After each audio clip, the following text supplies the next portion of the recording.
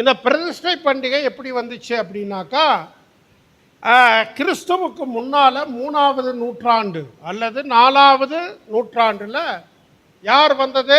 கிரேக்க சாம்ராஜ்யம் இந்த பூமியை ஆளவது. எந்த சாம்ராஜ்யம்?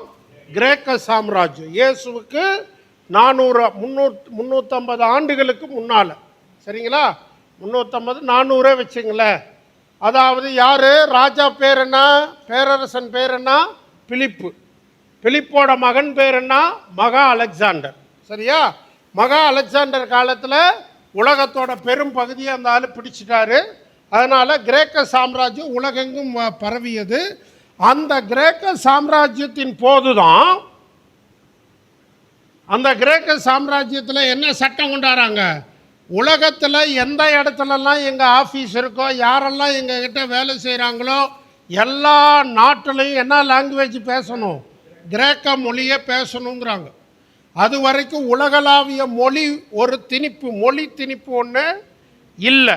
அலெக்சாண்டர் அப்படி ஒரு சட்டத்தை கொண்டு வந்ததுனால உலகம் எங்கிலும் கிரேக்க மொழியை புரிந்து கொள்ளுகிற, எழுதுகிற, வாசிக்கிற மக்கள் என்ன நாங்கள் பெருகுனாங்க.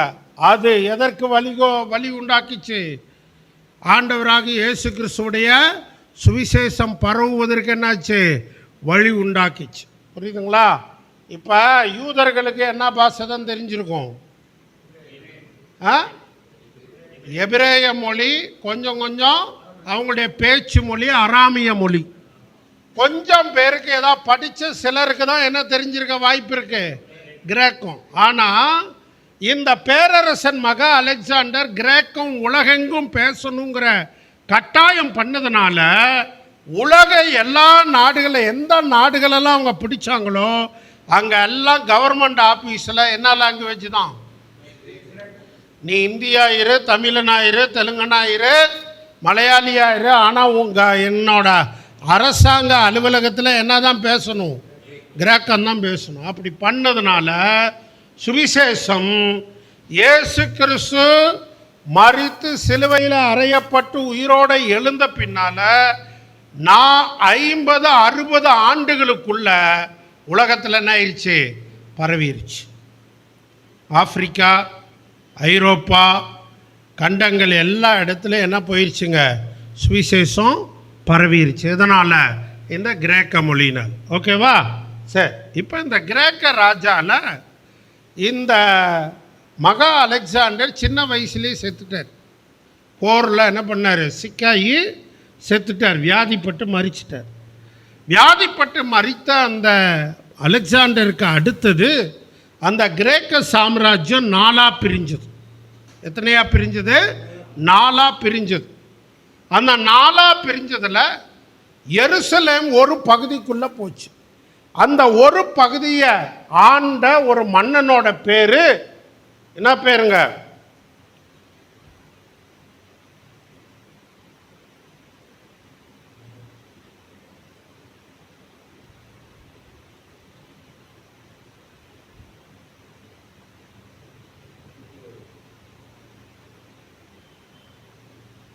அந்தியோகு எபிப்பனே, ஆங்கிலத்தில் ஆன்டியோக்கஸ் எபிஃபனஸ் அப்படிங்கிறது அந்த ஆளோட பேர்.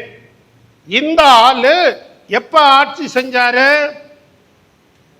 சுமாரா கிமு 165, கொஞ்சம் முன்ன பின்ன, சரிங்களா? சில ஆண்டுகள் ஆட்சி செய்யும்போது 165 அவர் என்ன பண்ணாரு? எங்க வந்தாரு? எருசலேம் தேவாலயம். எங்க? எருசலேம் தேவாலயத்தில் வந்து எல்லாத்தையும் அடக்குமுறையில் அடக்கி தேவாலயத்தை திறந்து அந்த பலிபீடத்தின் மேலே பன்றியை பலி செலுத்தினான். எருசலேம் தேவாலய பலிபீடத்தில் என்னத்தை பலி செலுத்தினான்? பன்றியை பலி செலுத்தினான். பன்றியை பலி செலுத்தினதுனால யூதர்களுக்குள்ள எல்லாருக்கும் என்ன வந்துருச்சு? கோபமும் வருத்தமும் எரிச்சலும் வந்துருச்சு. அதனால அந்த ராஜாவை எதிர்த்து கலகம் பண்ற கும்பல் பெருகிச்சு. என்ன பண்றது?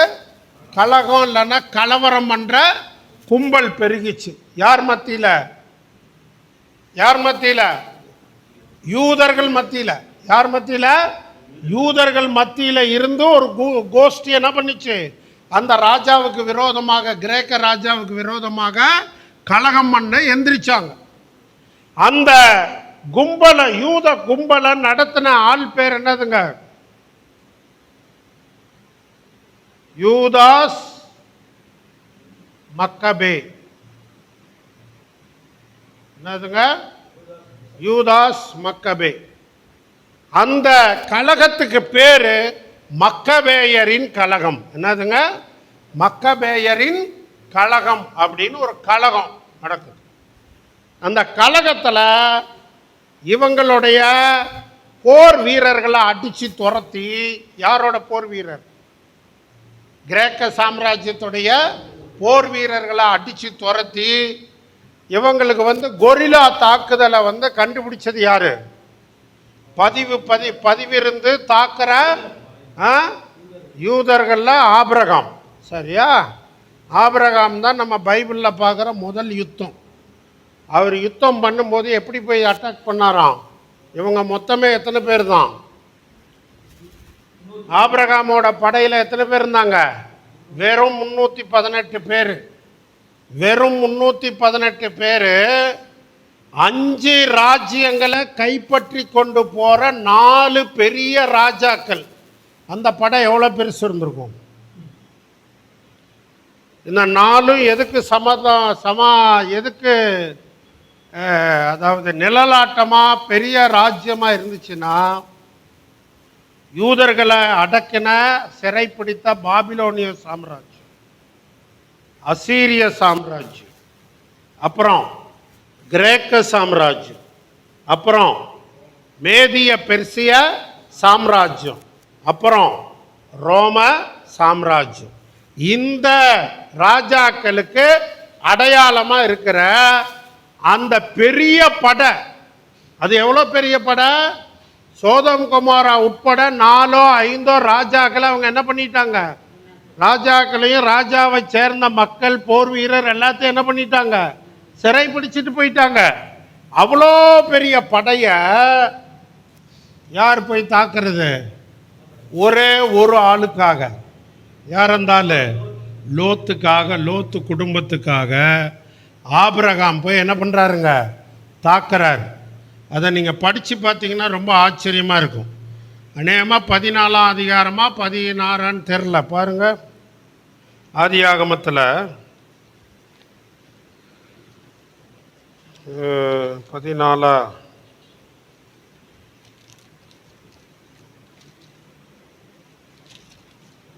ஆமாம் 14 தான். 15ஆம் வசனம் வாசிங்க. அவன் யாரு? ஆபிரகாமும் அவன் வேலைக்காரரும் பிரிந்து பவுஞ்சிகளாய் அவர்கள் மேல் விழுந்து அவர்களை முறியடித்து துரத்தி. இப்ப நல்லா கவனிங்க. ஆபிரகாமோட யுத்த முறை என்ன? பவுஞ்சிகளாய். அப்படின்னா இப்ப 1000 பேர் ஒன்னா சண்டை போட்டா 2000 பேர் ஈஸியா என்ன பண்ணிடுவாங்க? ஜெயிச்சிருவாங்க. ஆனா பவுஞ்சிகளாய்னா என்ன அர்த்தம்? அதாவது அங்க ஒரு 50,000 பேர் இருந்தா கூட இவங்க 15 பேர் 20 பேர் 30 பேர் பிரிஞ்சு பிரிஞ்சு பிரிஞ்சு 10 இடத்துல தாக்குனாங்கன்னு வச்சுங்க. புரியுதா? அந்த தாக்குதல் முறையை யார் அறிமுகப்படுத்துற? ஆபிரகாம்.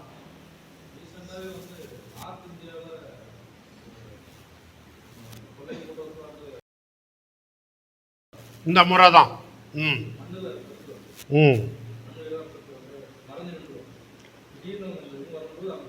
மறைந்திருந்து தாக்குதல் இல்லையா? இது பிரிந்து தாக்குதல், பல குழுக்களா பிரிந்து தாக்குதல். இப்படி தாக்கும் போது என்ன ஆயிரும்னா அவங்களுக்கு ஒரே குழப்பமாய் போயிரு, எந்த பக்கத்தை தாக்குறதுன்னு தெரியாது. இவன் சமாளிச்சு சரி இதான் பண்றாங்கன்னு ஒரு முடிவு எடுக்கிறதுக்குள்ள இவன் அந்த பக்கம் என்ன பண்ணிடுவான், 30 பேர் போனவன் 300-400 பேர் என்ன பண்ணிடுவான், வெட்டி வீழ்த்திடுவான். இப்படி 10 குரூப் வெட்டி வீழ்த்தின உடனே உள்ள இருக்கிறவனுக்கெல்லாம் என்ன வந்துடும், பயமும் நடுக்கமும் வந்துடும். அப்படிதான் ஆபிரகாம் என்ன பண்ணாரு, மேற்கொண்டார். சரிங்களா? அந்த மாதிரி இந்த யூதாஸ் மக்கபேங்கிற அந்த ஆளு எருசலேம் தேவாலயத்தை நீ தீட்டுப்படுத்திட்டேங்கிற கோபத்துல, அவர்களுக்கு விரோதமா பண்ணின கலகத்துல கிரேக்க போர் வீரர்களை துவம்சம் பண்ணிட்டு அந்த ஆலயத்தை என்ன பண்ணான், சுத்திகரித்து அதுக்குள்ள இருந்த கிரேக்கர்களுடைய வழிபாட்டு பொருள்கள், கிரேக்கர்களுடைய மத சின்னங்கள் எதையும் இல்லாம எல்லாத்தையும் எடுத்து அவன் என்ன பண்றான், சுத்திகரித்து அந்த ஆலயத்தில் மறுபடியும் என்ன பண்ணப்படுகிறது, பலி செலுத்தப்படுகிறது. அதுதான் அந்த நிகழ்வு தான் மறு பிரதிஷ்டை. தேவாலயம் என்ன பண்ணப்பட்டது, மறு பிரதிஷ்டை பண்ணப்பட்டது. ஆகவே அந்த நாளை வருஷம் வருஷம் இவங்க யூதர்கள் என்ன பண்ணாங்க, நினைவு கூற ஆரம்பிச்சாங்க. அந்த பண்டிகை தான் எங்க வாசிக்கிறோம், இங்க பிரதிஷ்டை பண்டிகை. இப்ப 22 வாசிங்க, 10:22, யோவான் 10:22. பிரதிஷ்டை பண்டிகை வந்தது. மாரிகாலம் அப்படின்னா என்னதுங்க, மாரினாக்கா மாரியம்மா வந்ததா, மழைக்காலம். சரியா? மழைக்காலமாக இருந்துச்சுன்னு வசனம் சொல்ல. மழை காலத்தில் ஜனங்க எல்லாரும் கூடி வர்றதுக்கு இட வசதி எங்க இருக்குது, வாசிங்க அடுத்தது. தேவாலயத்தை சுற்றி நிறைய மண்டபங்கள் இருந்தது. அதுல பெரிய மண்டபம், அதிக ஜனங்கள் கூடி தங்கி கேட்கக்கூடிய இட வசதியுள்ள இடம் எதுல இருந்தது, சாலமோனுடைய மண்டபத்தில் இருந்தது. சரிங்களா? சரி வாசிங்க சாலமோனுடைய.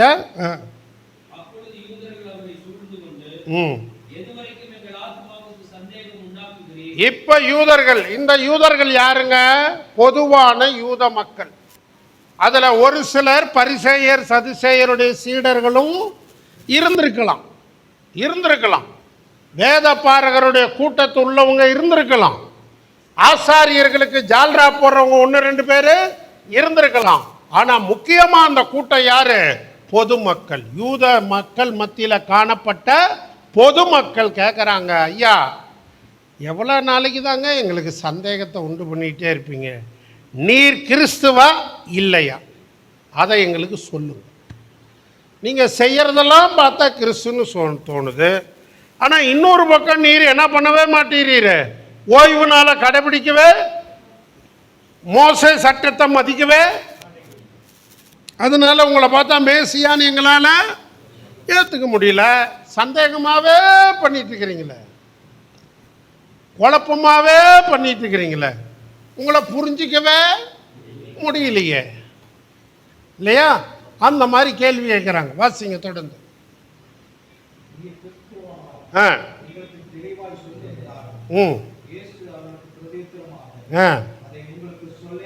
சொன்னேன்.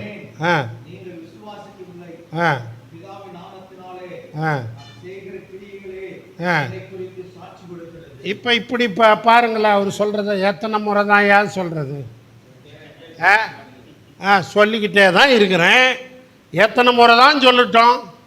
சரி, நான் சொல்கிறத தான் நீங்கள் நம்பலை, நான் செய்கிற கிரியையை பார்க்குறீங்கல்ல, குருடர்களோட கண்களை திறக்கிறேன் இல்லை, தரித்திரரை ஏற்றுக்கிறேன் இல்லை, சுவிசேஷத்தை சொல்கிறேன் இல்லை, பார்க்குறீங்கல்ல, என்னப்பா உங்களுக்கு சந்தேகம்?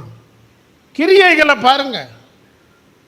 நான் சொல்றத நம்ப முடியலன்னா எதை பாருங்க, நான் செய்யற கிரியைகளை பாருங்க. நமக்கு முன்னால் இருக்கிற சவால் என்ன தெரியுமா, நீங்களும் நானும் கிறிஸ்துவை காட்டுகிறவர்களானால் நம்முடைய வார்த்தையில் மட்டும் நாம் காட்டக்கூடாது, நம்முடைய கிரியைகள் யாரை காட்டணும், கிறிஸ்துவை காட்டும். கிரியைகளில் கிறிஸ்துவை காட்டுகிறோமா? அடுத்தது வாசி.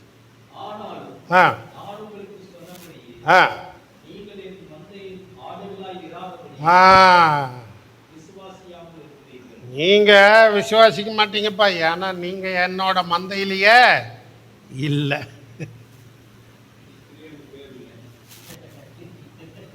நீங்கள் என்னோட ஆடு, அதனால் உங்களால் என்ன பண்ண முடியாது, விசுவாசிக்க முடியாது. இப்போ ஊழியக்காரர்களாகிய நாம் புரிந்து கொள்ள வேண்டிய ஒன்று, நம்ம எல்லாருக்குமே பெரிய போராட்டம் என்னன்னா, சுவிசேஷம் அறிவிக்கிறோம் ஐயா, சரின்னு கேட்குறாங்க ஐயா, ஆனால் ஆண்டவர்கிட்ட ஒரு தீர்மானம் எடுத்து வரமாட்டேறாங்க ஐயா. நடக்குதா? கேட்குறாங்க, வரமாட்டேறாங்க. இயேசுவை பின்பற்றுறதுன்னு சொன்னால், அது எங்க சொன்னீங்க, கேட்டுக்கிட்டோம், நீங்கள் என்ன உங்கள் மதத்துக்கு மாற்றலான்னு பார்க்குறீங்க அப்படின்னு என்ன பண்ணிடுறாங்க, எங்களை ஆஃப் ஆக்கிடுறாங்களே. அடுத்தது, சபைக்கு வந்துட்டு இருந்தாயா, நல்லா தான், 4 பிரச்சனை வந்த உடனே என்ன ஆயிட்டான், சபைக்கு வர்றதையே நிறுத்திக்கிட்டான். இப்போ அவன் கிறிஸ்துவின் ஆடா இல்லையானே எனக்கு என்னவா இருக்குது, டவுட்டாக இருக்குது. நானும் வேறு என்னென்னமோ பண்ணி பார்க்குறேன், ஆனால் அந்த ஆடு எப்போ பார்த்தாலும் வெளியே ஓடுறதுலையே குறியாக இருக்குது.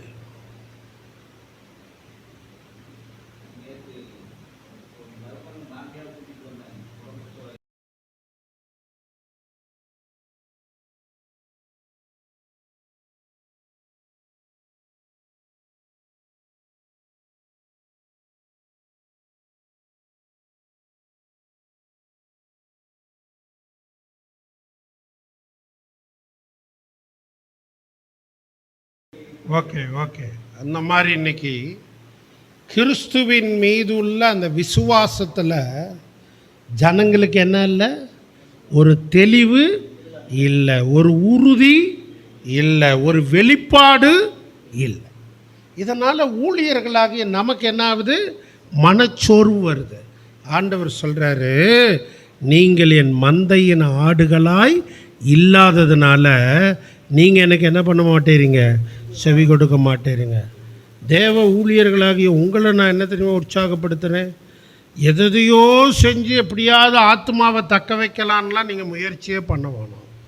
நீங்கள் வசனத்தை போதியுங்கள், கிறிஸ்துவை பின்பற்றுகிறவர்கள் உங்களோடு நிலைத்திருப்பாங்க. இதெல்லாம் பண்ணாதாங்க விசுவாசியாக கூட இருப்பாங்க அப்படியெல்லாம் நினைக்காதீங்க, அதெல்லாம் நிற்காது. வார்த்தைக்கு செவி கொடுக்காதவர்கள், வார்த்தையில் நிலைக்க மனமில்லாதவங்க, நீங்கள் என்ன செஞ்சாலும் நாளைக்கு உங்களை குறை சொல்லிட்டு உங்களை விட்டு என்னவாங்க, விலக தான் செய்வாங்க. அதனால் நீங்கள் அது மேலே அந்த கிரியைகளை நம்பாதீங்க, கர்த்தருடைய கிரியைகளை வெளிப்படுத்துங்க. ஆமென். கர்த்தரோட கிரியை உங்கள் மூலமாக வெளிப்படணும். அப்போ அவங்க உங்களோட என்ன பண்ணிக்குவாங்க, ஒட்டிக்கொள்வாங்க. எது கர்த்தருடைய மந்தையின் ஆடுகளோ அவங்க உங்களோட என்ன பண்ணிடுவாங்க, ஒட்டி கொள்ளுவாங்க. வாசிங்க தொடர்ந்து. இப்போ பாருங்க, அதாவது அந்த எந்த இது 21ஆம் வசனம் வரைக்கும் 9ஆம் அதிகாரத்திலிருந்து 10-21 வரைக்கும் தொடர் உரையாடல். சரிங்களா, தொடர்ச்சியாக வந்த உரையாடல். ஆனால் 22ஆம் வசனம் வேற உரையாடல். ஏன்னா எப்போ வர அந்த உரையாடல் எப்போ நடக்குது, பிரதிஷ்டை பண்டிகை காலத்தில், மழை காலத்தில். அதுக்கு முன்னால நடந்ததெல்லாம் கூடார பண்டிகை காலத்தில். புரியுதுங்களா? ஆனால் எல்லாமே எங்கே தான் நடக்குது, எருசலேமில் தான் நடக்குது.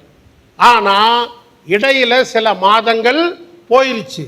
இப்போ ஆண்டவர் பொதுவாக நம்ம 10ஆம் அதிகாரத்தை வாசிக்கும் போது நாம் என்ன நினைப்போம், அங்கே முதல்ல ஆடுகள் மேய்ப்பனதை ஆண்டவர் சொல்றதுனால அதோட தொடர்ச்சியாக அதை பேசுறாருன்னு நமக்கு தோணும். ஆனால் அது தொடர் உரையாடல் இல்லை.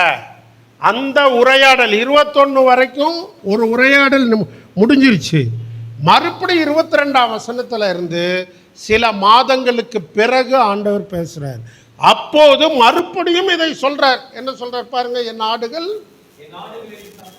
என் சத்தத்துக்கு. பாஸ்டர் நல்லா புரிஞ்சுங்க, கர்த்தர் உங்களுக்கு கொடுத்த ஆடுகள் உங்ககிட்ட தேவ சத்தம் இருந்தா கட்டாயமா உங்களுக்கு என்ன பண்ணும்? செவி கொடுக்கும். உங்ககிட்ட தேவ சத்தம் இருந்துச்சுன்னா, கர்த்தர் உங்க மூலம் பேசினார்னா, ஆடுகள் நிச்சயமா என்ன பண்ணும்? செவி கொடுக்கும். நீங்க ஆடுகளை பிரியப்படுத்துறதுக்காக சத்தியத்தை மாத்தியெல்லாம் பேச வேண்டியதில்லை. ஆடுகளுக்கு என்ன பிடிக்கும்னு தேடி பேச வேண்டியதில்லை. சத்தியத்தை கர்த்தர்கிட்ட கத்துக்கிட்டு பேசுங்க. பிரசங்க பீடத்தை பயபக்தியோட கர்த்தருக்கு முன்னால, ஆண்டவரே இந்த பீடத்தை நான் உம்முடைய வார்த்தைக்காக தான் பயன்படுத்துவேங்கிற அர்ப்பணிப்போட பயன்படுத்துங்க. அப்பொழுது ஆடுகள் உங்க சத்தத்துக்கு செவி கொடுக்கும். தொடர்ந்து வாசி. அப்ப நல்லா கவனிங்க. இருங்க ஒரு நிமிஷம். முதல்ல ஆண்டவர் என்ன சொல்றாரு? என் ஆடுகள். ரெண்டாவது என்ன சொல்றாரு? Very good. என்ன பண்ணும்? என் ஆடுகள் என் சத்தத்துக்கு என்ன பண்ணும்? செவி கொடுக்கும். மூணாவது என்ன சொல்றாரு? ஆடுகளை அறிந்திருக்கிறேன். இருங்க இருங்க. நான் என் ஆடுகளை அறிந்திருக்கிறேன். ஓகேவா? அடுத்தது என்ன சொல்றாரு? என் ஆடுகள் என்ன பண்ணும்? எனக்கு பின் செல்லும்.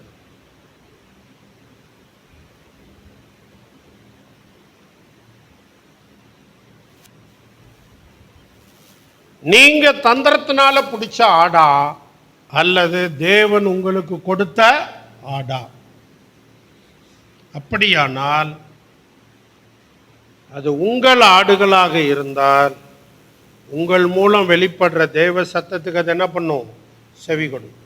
ரெண்டாவது, தேவன் அவைகளை அறிந்திருக்கிறபடி நீங்களும் அவைகளை அறிந்து கொள்ள முடியும். நாலாவது, அவைகள் நீங்கள் இயேசுவை பின்பற்றுகிறபடியே அவைகள் உங்களை பின்பற்றும், பின் செல்லும். சரிங்களா? அடுத்த வசனம் வாசிங்க. அவைகளுக்கு நான் என்ன கொடுக்கிறேன்? அதான் ஃபைனல் டெஸ்டினி. முடிவு என்னது?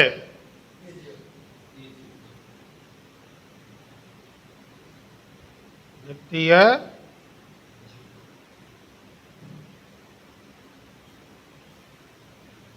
ஆண்டவர் தம்முடைய ஆடுகளுக்கு நித்திய ஜீவனை. அப்படின்னா சபைக்கு வர்றதெல்லாம் ஆண்டவரோட ஆடா இல்லை. நல்லா புரிஞ்சுக்கங்க. ஒரு கால் சபைக்கு வர்றதெல்லாம் பாஸ்டர் ஸ்டீபனோட சபைக்கு வர்றது அவரோட ஆடா அவர் பார்த்துட்ருக்கலாம். எட்வின் அவரோட சபைக்கு வர்றதெல்லாம் அவரோட ஆடா அவர் பார்த்துட்ருக்கலாம். ஆனால் அதெல்லாம் ஆண்டவரோட ஆடுகளா? அது தெரியாது. புரியுதா? ஆண்டவர் சொல்கிறாரு, எது என் சத்தத்துக்கு செவி கொடுக்குதோ, எது எனக்கு பின் சொல்லுதோ, அந்த ஆடுகளுக்கு நான் என்னத்தை கொடுக்குறேன்? நித்திய ஜீவனை கொடுக்குறேன். புரியுதுங்களா? இந்த கான்செப்ட் நமக்கு முதல்ல புரியணும். ஆண்டவர் சொல்லி கொடுக்குற இந்த எளிய பாடத்தை நம்ம புரிஞ்சுக்கிட்டோன்னா நம்ம என்ன பண்ண மாட்டோம்? ரொம்பலாம் பதற மாட்டோம். ஆடுகளுக்காக கண் விழிக்கிறது தப்பு இல்லை, போராடுறது தப்பு இல்லை, ஜெபிக்கிறது தப்பு இல்லை, திறப்பில் நிற்கிறது தப்பு இல்லை. ஆனால் அவர் எனக்கு கொடுத்த ஆடு என் கையில் நிற்குங்கிற விசுவாசம் இல்லாமல் இருந்தோம்னா பிசாசு நம்மளை பயமுறுத்திகிட்டே இருப்போம். சரிங்களா? அப்போ ஆண்டவர் கொடுத்த ஆடுகள் உங்கள் பின்னால் செல்லும். அது எதையும் பெற்றுக்கொள்ளும்? நித்திய ஜீவனை பெற்றுக்கொள்ளும். ரைட். அடுத்தது வாசிங்க. ஆமென். சே, என்ன ப்ராமிஸ் பாருங்க. என்னது? ரொம்ப உறுதி கொடுக்கிறார் ஆண்டவர். என் கைக்குள்ள வந்த ஆடுகள் என்ன ஆகாது? கெட்டு போவதில்லை.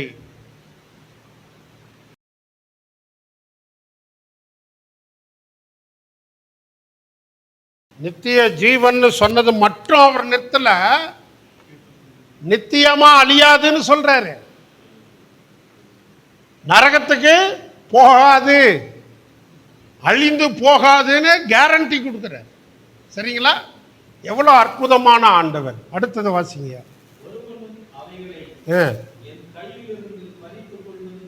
ஆமா, நீங்க நினைக்கிறீங்க நிறைய நேரம் பாஸ்டர் என்ன நினைக்கிறோம், பிசாசு எங்க ஆடுகளை கொண்டு போயிட்டாங்க இல்ல நினைக்கிறோம்ல.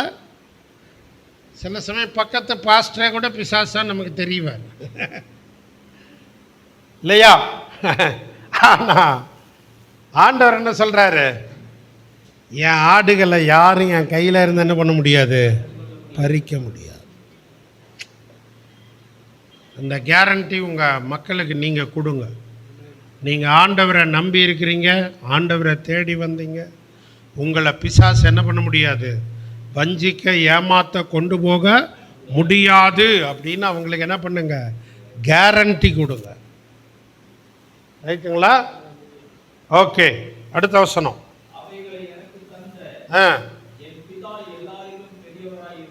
ஆமென். இப்ப இந்த ஆடுகளை எனக்கு கொடுத்தது யாரு?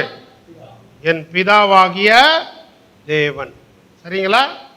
அப்ப பிதாவாகிய தேவன் என்ன சொல்றாரு, மகனே உங்களுக்கு நான் என்ன பண்ணியிருக்கிறேன், ஆடுகளை கொடுத்துருக்கிறேன். உங்க சத்தத்தை கேட்கிற ஆடுகளை உங்களுக்கு கொடுத்துருக்கிறேன். உங்களுக்கு பின்னால போற ஆடுகளை உங்களுக்கு நான் என்ன பண்ணியிருக்கிறேன், கொடுத்துருக்கிறேன். அந்த ஆடுகள் என்ன பண்ணும், உங்க சத்தத்துக்கு செவி கொடுக்கும். அந்த ஆடுகள் என்ன ஆகாது, அழிந்து போகாது. அந்த ஆடுகளை என்ன பெற்றுக்கொள்ளும், நித்திய ஜீவனை பெற்றுக்கொள்ளும். இதையெல்லாம் எனக்கு சொன்ன பிதா எல்லாரிலும் பெரியவர். இன்னைக்கு விசுவாசிகள் நிறைய ஊழியக்காரங்க கூட பிசாசை தேவனை விட பெரியவனா பார்க்குறாங்க. பிசாசுக்கு பயப்படுற அளவு கூட தேவனுக்கு பயப்படுறது இல்லையா? இயேசு சொல்றாரு, எனக்கு அதெல்லாம் கொடுத்த பிதா, உங்களுக்கு ஊழியத்தை கொடுத்த பிதா எல்லாரிலும் பெரியவர். ஆமென். அந்த நிச்சயம், அந்த கேரண்டி, நடுக்கம் வரும்போது தான் அந்த கேரண்டியில் நிற்கணும்.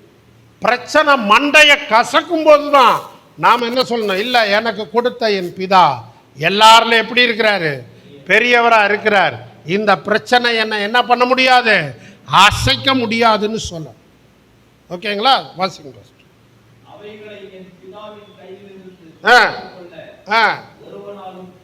முதல்ல என்ன சொன்னாரு, என் கையில இருந்து பறித்து கொள்ள முடியாதுன்னாரு. இப்ப என்ன சொன்னாரு, என் கையில இருக்கிறது கெட்டு போவதில்லைன்னாரா. இப்ப என்ன சொல்றாரு, பிதாவின் கையில இருந்து அதை ஒருத்தர் என்ன பண்ண முடியாது, பறித்து கொள்ள முடியாது. அப்பா, இங்கதான் கிளைமாக்ஸ். என்னது, அவரோட வார்த்தையோட கிளைமாக்ஸ். நான் பிளஸ் பிதா சமம் ஒன்று.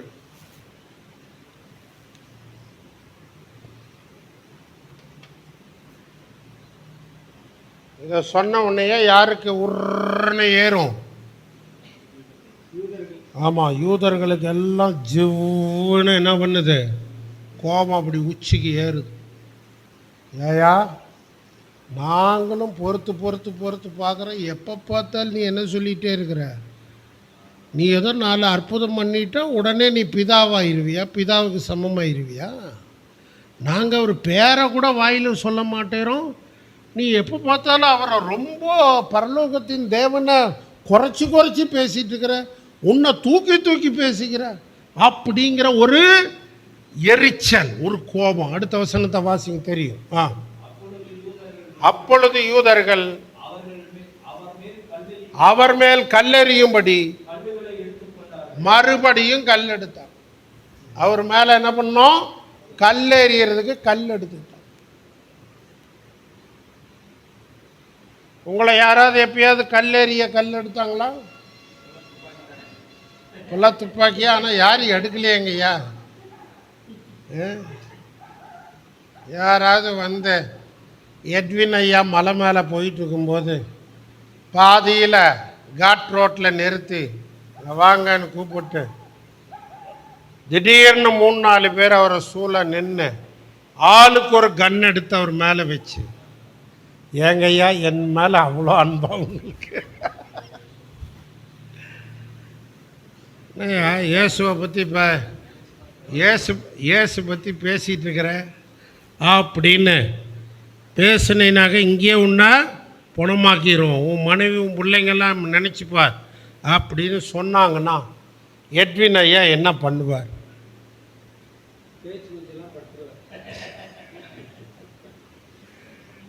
அதான் உங்களை சொல்லலை, அவரை சொல்கிறார். நான் என்ன பண்ணுவேன்?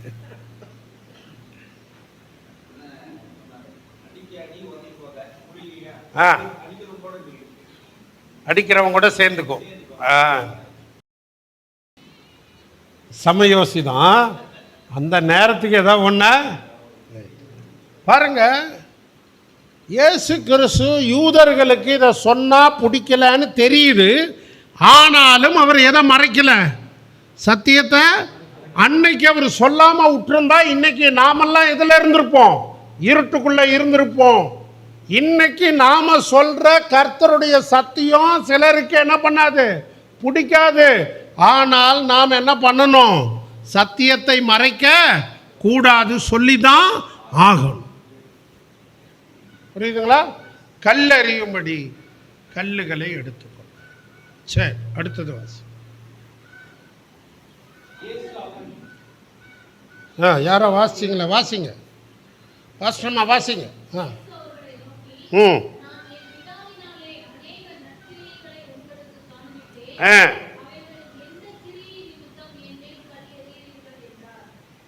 கல்லை எரிஞ்ச உடனே பயப்படல இயேசு.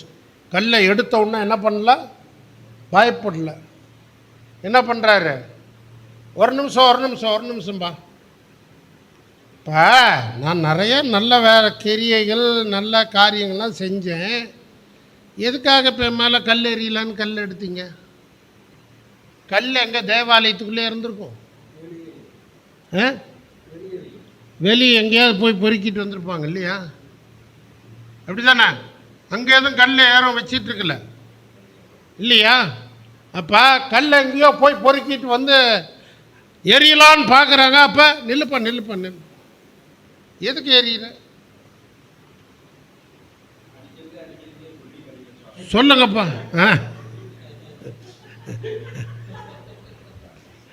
ஏசுநாதரே உங்கள் பதிலை கேட்டு சிரிச்சிட்டு இருப்பாரியா? பரவாயில்லையே, ஏசுதரா எனக்காக எவ்வளோ விளக்கம். Very good. ஆமாம், உண்மைதான். சரி, இப்போ ஆண்டவர் என்ன பண்ணுறாரு? அவங்கள கேட்குறாரு, எந்த நற்கிரியைகள்? அதுக்கு என்ன பதில் சொன்னாங்க? வாசி.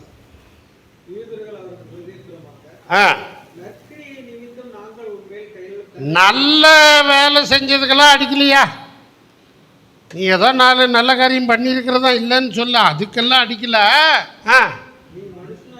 நீ ஒரு சாதாரண மனுஷன். எப்போ பார்த்தாலும் நீ யெகோவா தேவன், நாங்களே அவர் பேரை சொல்கிறதுக்கே பயந்துக்கிட்டு நடுங்கிட்டு இருக்கிறோம். நீ என்னடானா எப்போ பார்த்தாலும் அவருக்கு சமமாக உன்னை தூக்கிக்கிற சொல்கிறபடினால அதுக்கு தான் உன் மேலே கல் எறிகிறோம் அப்படின்னு யார் சொல்கிற? யூதர்கள் சொல்கிறாங்க. உடனே ஆண்டவர் என்ன பதில் சொன்னார் பாருங்க.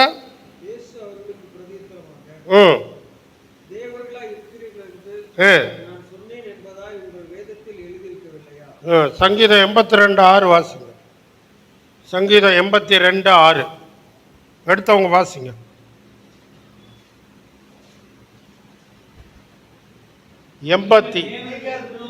நீங்கள் தேவர்கள் என்றும்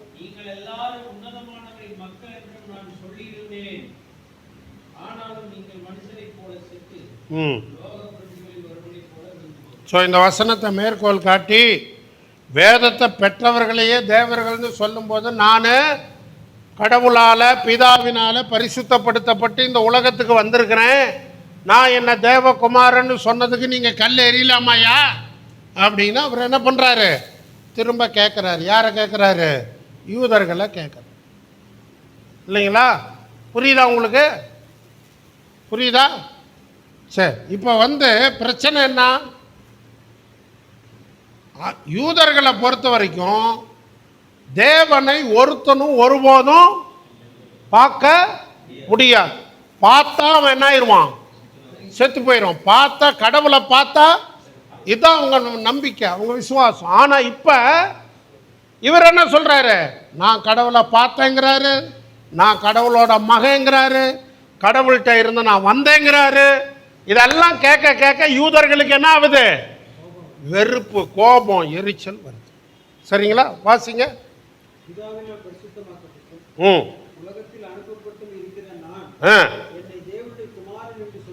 சொன்னதுனால என்னை பார்த்து தேவதூஷணம் சொன்ன நீங்கள் சொல்லலாமாப்பா?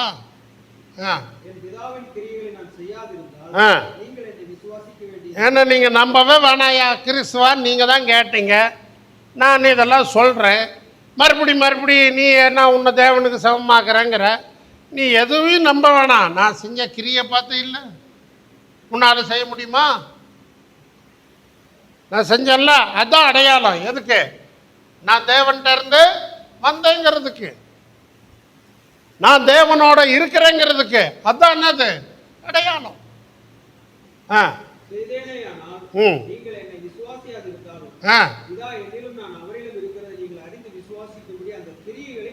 கிரியையாவது நம்பியா?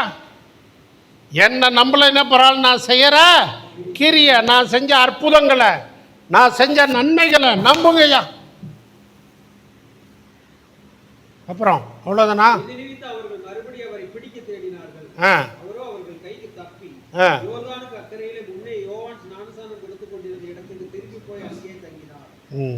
எங்க போயிட்டாருங்க?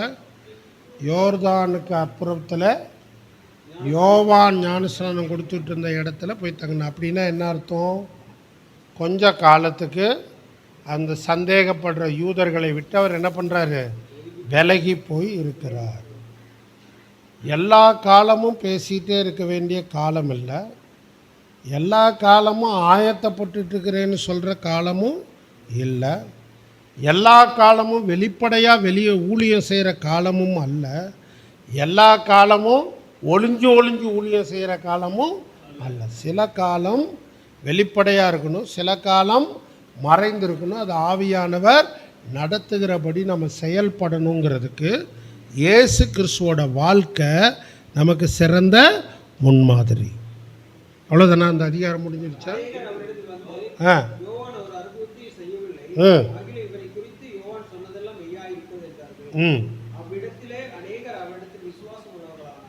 எவ்விடத்தில்?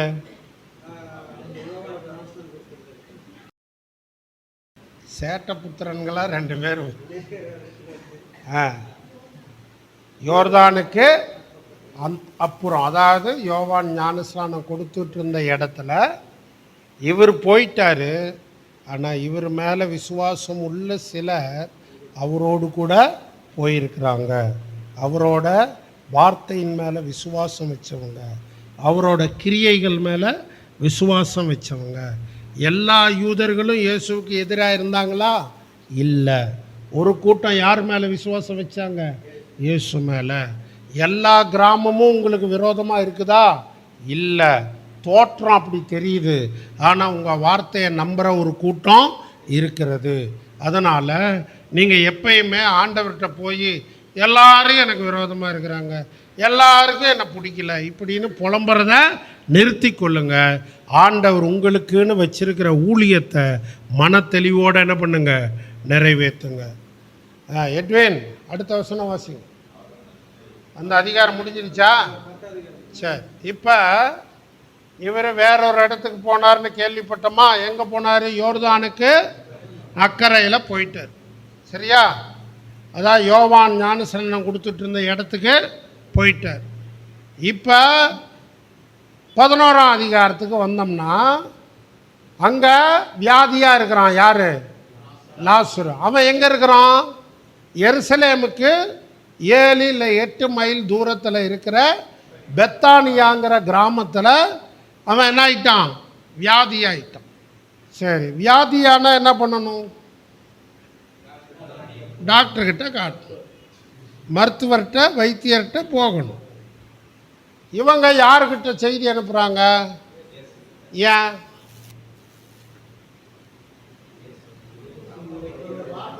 வைத்தியர்களால் அவனை என்ன பண்ண முடியல, குணமாக்க முடியல.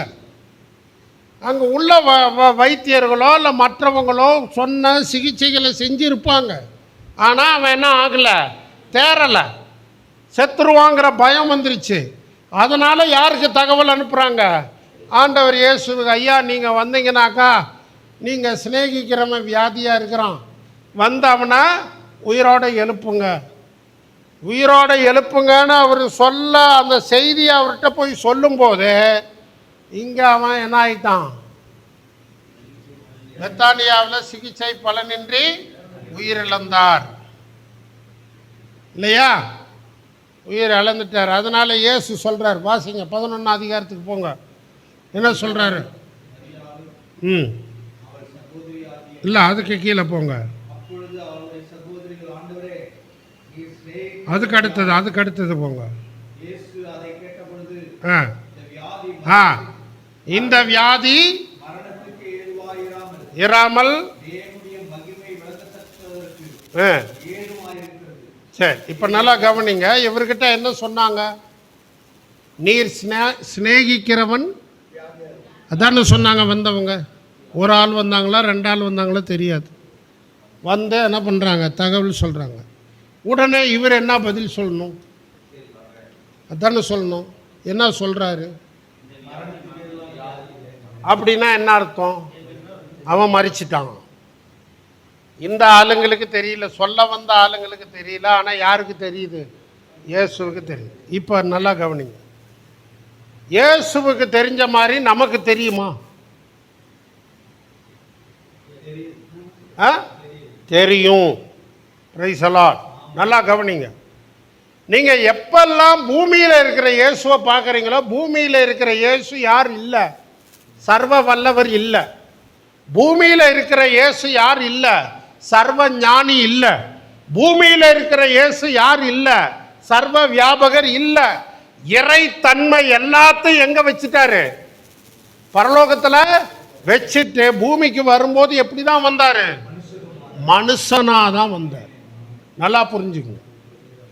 அவர் பூமியில் இருக்கும்போது எப்படி தான் இருந்தார், மனிதனாக இருந்தார். அவர்கிட்ட ஒரே ஒரு தெய்வீக அம்சம் மட்டும் இருந்தது. என்ன அம்சம்? அவர் மனிதனோடு உள்ள உறவிலே மரியாளுக்கு பிறக்காமல் இறைவனுடைய வல்லமையினால் மரியாளின் வயிற்றில் உற்பவித்து பிறந்தார். புரியுதுங்களா? அது ஒன்றில் தான் அவர் வித்தியாசம். அதனால தான் அவருடைய வித்து பரிசுத்தம்னு பைபிள் சொல்லுது. அவருடைய வித்து என்னது? பரிசுத்தம். ஒரு ஆண்கிட்ட இருந்த அந்த வித்து, விதை, விந்து போயிருந்தா அது என்னது? பாவ விந்து, ஜென்ம சுபாவத்துக்குரியது. ஆனா கடவுள் அந்த வித்தை அந்த பெண்ணோட கற்பத்துக்குள்ள வச்சதுனால அது என்னது? பரிசுத்த வித்து. அது ஒன்றில் தான் அவர் பரிசுத்தம். பரிசுத்தத்தில் மட்டும்தான் அவர் தேவத்தன்மை. மற்றபடி நம்மை போல எல்லா விதத்திலும் அவர் இடத்திற்கு, காலத்திற்கு, வரையறைக்கு உட்பட்டவராக தான் வாழ்ந்தார். புரியுதுங்களா? அப்ப எப்படி அறிந்தார்? பரிசுத்த ஆவியில நிரம்பி காலையில, மாலையில, இரவுல, அதிகாலையில ஜெபிக்கிறார் இல்லையா? ஜெபிக்கும் போது ஆவியானவர் அவருக்கு என்ன கொடுக்கிறாரு? வெளிப்பாடு கொடுக்கிறார். அதே வெளிப்பாடு உங்களுக்கும் எனக்கும் தேவன் இன்றைக்கும் கொடுக்கிறார். பரிசுத்த ஆவியில நிரம்பி ஜெபிக்கும் போது நம்முடைய ஊழியத்தில் நாம என்ன செய்யணுங்கிற வழி நடத்துதல் வெளிப்பாடை யார் கொடுக்கிற? ஆவியானவர் கொடுக்கிறார். புரியுதுங்களா? அதனால இதை நீங்க எதோட போய் கனெக்ட் பண்ணக்கூடாது. சர்வ வல்லவர், சர்வ ஞானி, சர்வ வியாபகரோட கனெக்ட் பண்ணக்கூடாது. சரியா? ஏனென்றால் அந்த சுபாவங்களை அவர் கழட்டி வச்சுட்டு வந்துட்டார். எங்க வாசிக்கிறோம்? பிலிப்பியர் 2ஆம் அதிகாரத்தில் அவர் தேவனுடைய ரூபமாய் இருந்தும் தேவனுக்கு சமமாய் இருப்பதை கொள்ளையாடின பொருளாக எண்ணாமல் தம்மை தாமே வெறுமையாக்கி. எதெல்லாம் வெறுமையாக்கினாரு? தெய்வ தன்மைக்குரிய சுபாவங்கள் எல்லாத்தையும் வெறுமையாக்கி அடிமையின் ரூபம் எடுத்து மனுஷருடைய சாயல்ல வந்தார். ரொம்ப தெளிவா பவுல் எழுதிட்டார். அதனால இயேசு இந்த பூமியில எதையெல்லாம் செஞ்சாரோ அதையெல்லாம் தேவ ஆவியானவர் உங்களையும் என்னையும் கொண்டு செய்ய வல்லமையுள்ளவர். ஆனால் நாம் எவ்வளவு இடம் கொடுக்கிறோம், எவ்வளோ விசுவாசிக்கிறோம், எவ்வளோ அவருடைய சத்தத்தை கேட்குறோங்கிறத பொறுத்தது. புரியுதுங்களா? ஓகே, வாசிங்க தொடர்ந்து.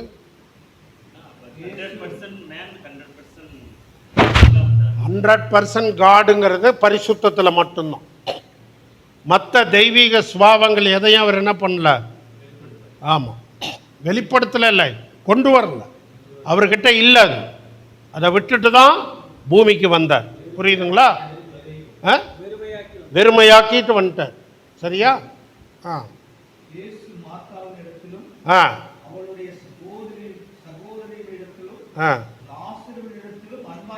சரி, அன்பா இருக்கிறவனை வியாதிக்குள்ள அனுமதிப்பாரா? அதை பத்தி பாஸ்டர் ஜான் வெஸ்லி பேசிட்டார்.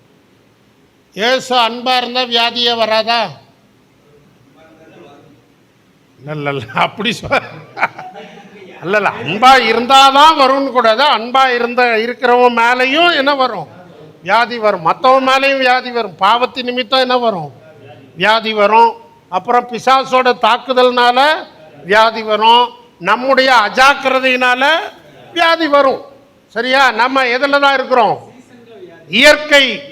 இயற்கையுடைய வரையறைகளுக்கு உள்ளதான் நம்ம வாழ்றோம். தேவன் சில சமயங்களில் நம்மை கொண்டு இயற்கைக்கு அப்பாற்பட்ட அற்புதங்களை செய்யலாம். ஆனா நாம எங்க தான் இருக்கிறோம்? இயற்கைக்குள்ளதான் இருக்கிறோம்.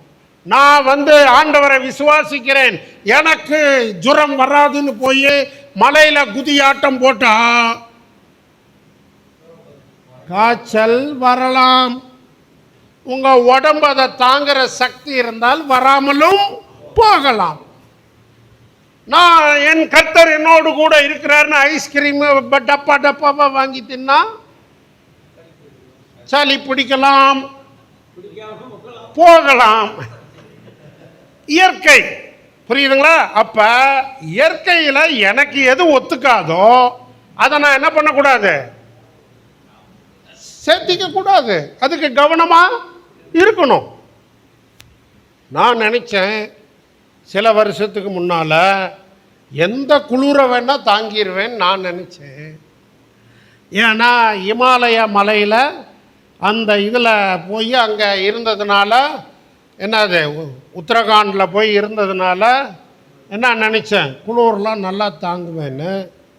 ஏன்னா இப்போ சமீபத்தில் ஏசி ரூமில் படுத்தோம்னாக்கா கொஞ்ச நேரத்தில் எப்போ ஏசியை ஆஃப் பண்ணிடு குளிருதுன்னு சொல்கிறோம். முடியல இல்லையா? அப்போ என்ன அர்த்தம்? இயற்கையின்படி வயசு என்னாகுது? வயசாகுது. அந்த வயசுக்கு ஏற்ற பலம்தான் உடம்புல இருக்கும். இல்லைன்னா வீசிங் வரும். பரவாயில்ல, சும்மா எதுகை மோனையா அடிக்கிறீங்கய்யா. Super super super. அப்பப்போ ஒரு கவன ஈர்ப்பு தீர்மானம். சரி, வெரி குட். சரிங்களா? அதனால் ஏசியா வீசிங்கா முடிவு பண்ணிக்கங்க. சரி, ரைட். அப்புறம் பாருங்க, இப்போ அன்பா இருந்ததுனால வியாதி வராதா? வரும். சரி, அன்பா இருந்ததுனால மரணம் வராதா? மரணமும் வரும். மரணமும் வரும். லாசருவை உயிரோட எழுப்பிட்டார். அதனால பூமியில் அவர் அன்பா இருக்கிற எல்லாரையும் உயிரோட எழுப்பார்னு அர்த்தமா? இல்லை. ரைட்டா? வாசிங்க, தொடர்ந்து வாசிங்க. அன்பா இருந்தார். அவன் வியாதியா இருக்கிறதாக அவர் கேள்விப்பட்ட போது நாம் இந்த இடத்திலே பின்னும் 2 நாள் தங்கினார். இப்ப பாருங்க, அன்பா இருக்கிறவன் வியாதியா இருக்கிறான்னு கேள்விப்பட்டாரு. மரணம் வந்துருச்சுன்னு தெரியுது. அவருக்கு மட்டும் தெரியும், வேற யாருக்கும் தெரியல. ஆனா மேலும் 2 நாள் தங்கினார். நம்மளா இருந்தா என்ன பண்ணுவோம்?